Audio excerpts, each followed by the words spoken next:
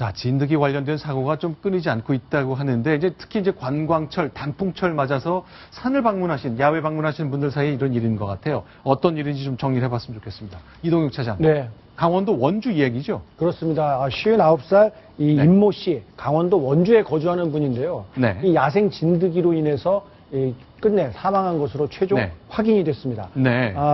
지난 10일 날 사망을 했는데요. 네. 애초 추적 조사를 해보니까 네. 9월 25일 날 밤죽기 행사에 참여했던 것으로 확인이 됐습니다. 그런데 그러니까 2주일 전에 밤죽기 야외 활동을 한 거군요. 그렇습니다. 야산에 올라가서 이렇게 밤을 주었는데 네. 그 이후에 증상이 일어나서 병원에 입원을 했는데 10일 날 사망을 하고 최종 검진을 해보니까 SFTS라는 네.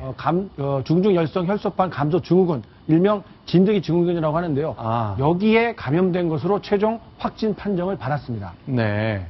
자, 진드기 저희가 확대해 놓은 사진이라 별로 아름다운 모습은 아닌다만 아주 작은 건데 보기에는 지금 화면으로 네. 보면 좀 크지만 네. 눈으로 보면 아주 좁쌀보다도 작은 네. 이 정도 크기라고 하는데요. 네.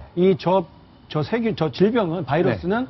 이 작은 소 참 진드기라는 저런 매개체를 통해서 사람에게 전염이 되는데요. 네. 4월부터 11월까지 활동을 합니다. 그러니까 한겨울을 빼면은 계속해서 활동을 한다고 보면 되겠고요. 네. 치사율이 30%에 이를 정도로 꽤 무서운 질병이라고 할 수 있겠습니다. 네. 더 큰 문제는 백신이나 치료법이 발견되지 않았다. 이런 점이 더 사람에게 공포로 다가오는 것 같습니다. 아니 그러니까 치사율은 제가 보면 숫자상으로 굉장히 높은 것 같은데 연간 사망자 숫자는 굉장히 작거든요. 그러니까 잘 물리지는 않는다는 얘기네요. 그렇습니다. 아직까지 국내에 이렇게 전반적으로 많이 네. 번져 있는 것 같지는 않습니다. 하지만 어디에 얼마만큼의 이 진드기들이 숨어 있는지 정확히 찾아내기는 게 쉽지 않은 상황이기 때문에 이 야외 활동을 할 때는 각별히 주의해야 된다는 게 보건당국의 당부입니다. 자, 그런데 이번에 사망하신 분은 강원도 원주에 사시는 분이고요.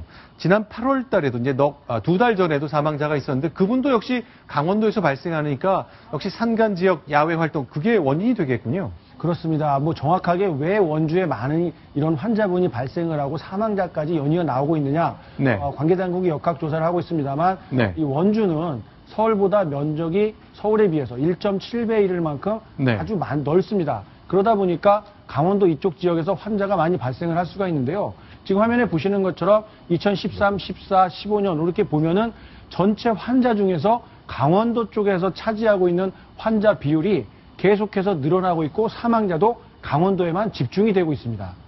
근데 박성원 논술위원은 고향이 원주 아니세요? 그 지역에서 이런 좀 진드기 피해에 대한 그 의식이 좀 있나요? 어떻습니까?